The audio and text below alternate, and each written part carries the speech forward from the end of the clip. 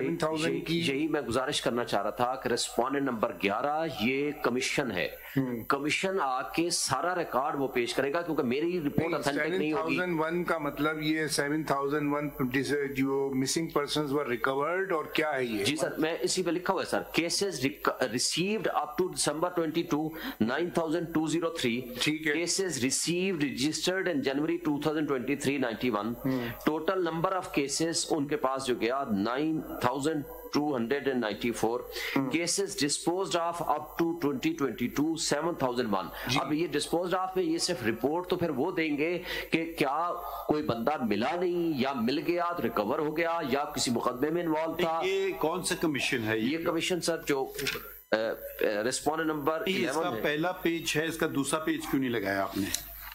ये जो आपने प्रिंट आउट लिया है कहाँ से लिया ये पूरा में दिखाए ना किसने ये इशू किया है? 1 फरवरी 2023 की जो रिपोर्ट है ना, इन्फोर्स डिसअपीयरेंसेस जो है उसकी कमीशन। ये आपने वेबसाइट का जिक्र तो किया है मगर वो पूरा डॉक्यूमेंट कहाँ है? ये आप जरा देखें, वेबसाइट पे खोलिए। ये जो आप commission of inquiry on enforced disappearances, directorate general civil defence building Islamabad, इसका वेबसाइट है COIOED.PK। ये पूरा डॉक्यूमेंट हमें दिखाइए ना, ये किसने इशू किया है डॉक्यूमेंट? उनके मैं देखता हूँ कौन है कमीशन के अब हेड? ये जस्टिस जावेद इकबाल साहब, उनको दोबारा रिन्यू किया है sir, justice retired Javed Iqbal साहब। He is also a respondent number 11, मैंने इनको बनाया है sir. You want him changed? You're satisfied with him?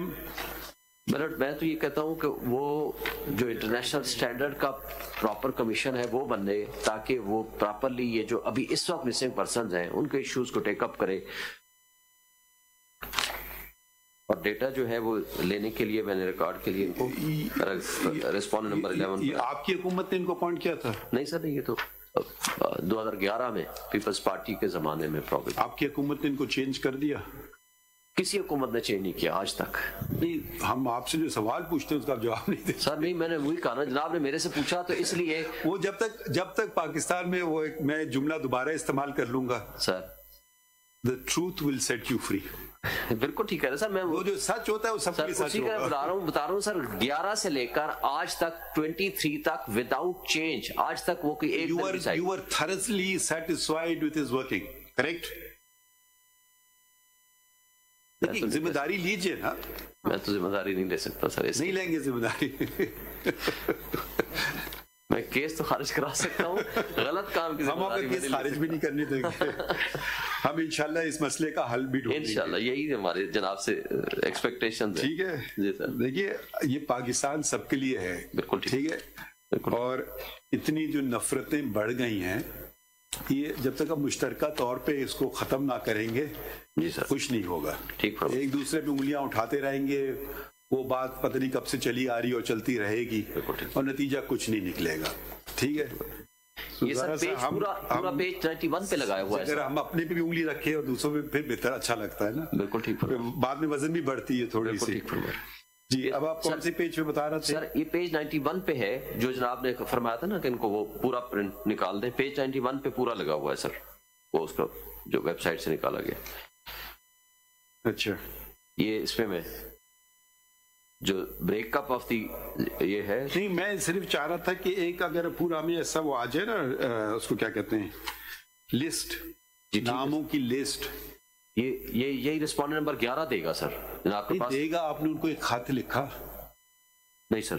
देखिए, अब यही तो बात है ना, अब आर्टिकल 19A जरा पढ़ने, नहीं पढ़ लेते हैं हम आपके साथ जी।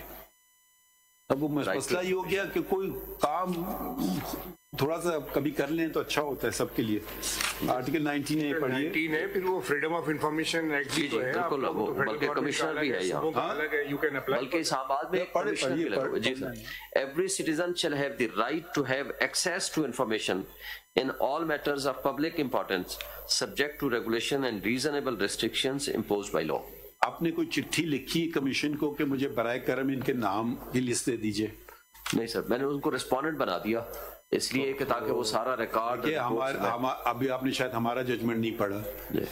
सुप्रीम कोर्ट ने खुद अपने ऊपर खिलाफ अपने ऑर्डर कर दिया है कि जी इंफॉर्मेशन मांगे हम देंगे, आर्टिकल 19A के तहत, ठीक है, दिया इंफॉर्मेशन जो एक साहब ने मांगा हमने दे दिया उनको। तो आप भी थोड़ा सा अगर मांग लें उनसे, शायद आपको मिल जाता, हमारा काम आसान हो जाता कि वो बता देते कि जी ये लिस्ट है लोगों की, ये आदमी फलां तारीख को मिसिंग हुआ है, ये फलां तारीख को मिसिंग हुआ है। तो फिर जरा सा एक जनरल सी बात जो हम कर रहे हैं ना, तो जरा हमें भी मदद मिलती और मसले के हल तक हम पहुंच भी पाते। ठीक बात है। तो ये आपने मुझे क्या दिया है? हाँ?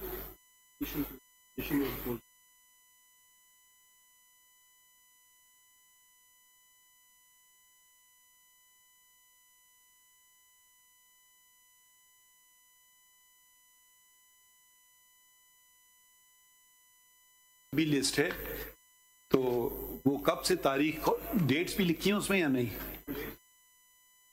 ये तो आपको लिखने की भी जरूरत नहीं, तो वेबसाइट पे अवेलेबल उन्होंने रखा हुआ है। प्रिंट निकाल के जमा करा सकते हैं। नहीं, डेट लिखा है, डेट वेंट मिसिंग, कब से कब शुरू होता है? डेट वाइज है या नेम वाइज है, कैसे, या रैंडम है?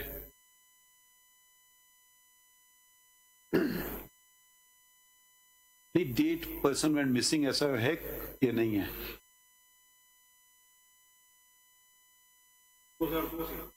2002 से 2001 से 2001, तो कितने साल हो गए? 23 साल, 23 साल, 3 years। तो इसमें आप कितनी दफा मिनिस्टर रहे? ये जिम्मेदारी सबको लेना पड़ेगी। ठीक है। अब एक मिनिस्टर अपने बिल की हिफाजत नहीं कर सकती है, तो मिसिंग पर्सन्स की कैसे हिफाजत करेंगे? मुझे ताज्जुब हो रहा है कि federal ministers bill disappears and the federal minister is not bordered.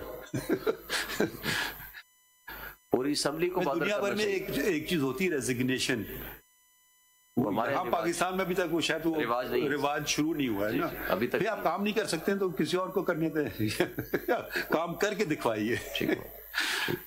जी, पूरी नेशनल असेंबली की जिम्मेदारी थी कि उनका एक बिल है, वो आपने इतना सीरियस एलिगेशन लगा दिया सेनेट पे, चेयरमैन सेनेट पे, और वो चलिए मुखालिफ पार्टी के होते तो फिर भी समझ आता है कि जी उन्होंने दबा दिया मेरा बिल, मगर वो भी आपकी तवस्सुत से चेयरमैन बने तो फिर जरा आप जिम्मेदारी भी कबूल कर लें थोड़ी बहुत, या फिर कहते कि ये चेयरमैन तो हमारे खिलाफ है तो इसको फिर मूव कर देते। मेजोरिटी तो थी आपके पास सेनेट में, अभी भी शायद सेनेट में आपकी मेजोरिटी है। नहीं सर, मेजोरिटी नहीं। अच्छा, तो खैर उस वक्त तो होगी ना? उस वक्त भी नहीं थी मेजोरिटी, उस वक्त भी नहीं थी। फिर भी आपने चेयरमैन बनवा लिया? फिर भी वो चेयरमैन के खिलाफ अदम एतमाद आया। मेजोरिटी के आपने चेयरमैन बनवा लिया? वो I think with the help of Peoples Party था, फिर पीपल्स पार्टी वाले उसके खिलाफ लेकर आए, बल्कि सब मिलके लेकर आए उसके खिलाफ अदम एतमाद की रेजोल्यूशन पास हो गई। दूसरी दफा पीपल्स पार्टी ने नहीं सपोर्ट किया था, प्रोबेबली पता नहीं कैसे। बहरहाल वो रेजोल्यूशन पास होगी 64 वोट से आई थिंक, और जब उनके खिलाफ खुफिया वोटिंग हुई वो नाकाम हो गई। कौन खड़ा हुआ था चेयरमैन के इलेक्शन में? उनके मुकाबले में था यूसुफ रजा गिलानी साहब आई थिंक। नहीं, बिजंजो साहब नहीं थे? Yes yes, I am sorry, हाँ बिजंजो साहब थे, मरहूम जो फौत हो गए, हासिल Bizenjo I think he was. हासिल बिजंजो था। यस यस, मेजॉरिटी तो उनके पास थी। मेजॉरिटी उनके पास, रेजोल्यूशन पास हुई, वो पास हो गई कि ये रेजोल्यूशन पुट होनी चाहिए, 62 या 64 वोट्स मिले। जब वो खुफिया वोटिंग हुई वो रेजोल्यूशन नाकाम हो गई, वो अदम एतमाद नाकाम हो गया। तो वोट भी मिसिंग हो गए? वोट भी मिसिंग हो गए, और फिर कमेटी बनाई उन्होंने ही 64 वालों ने कि हम में से किसने वोट नहीं दिया। वोट भी मिसिंग हो गए, बिल भी मिसिंग हो गया, तो लोग तो पहले से मिसिंग है। का केस है, कई और मिसिंग चीजें भी आ जाएंगी सामने। लोग तो पहले से मिसिंग हैं, अब हम तो सिर्फ लोगों की हद तक फॉर द टाइम बीइंग हम कर रहे हैं। ये देखिए, एक चीज की कड़ी दूसरी चीज से मिलती है। बिल्कुल है। या तो आप कहें नहीं मिलती है, रैंडम है।